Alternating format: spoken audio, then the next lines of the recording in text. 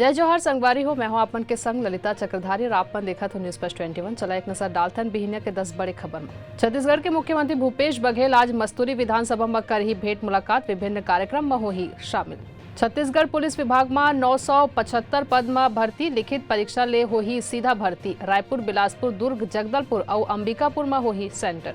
Golden temple के पास धमाका करे वाले के पहली तस्वीर हुई जारी, ब्लास्ट करे के बाद बरामद में सो गे रहीस। अब तक 5 अरेस्ट, 8 बम घलो मिलिस। प्रधानमंत्री मोदी नेशनल टेक्नोलॉजी डे पर दिल्ली के प्रगति मैदान में कार्यक्रम में उद्घाटन करी।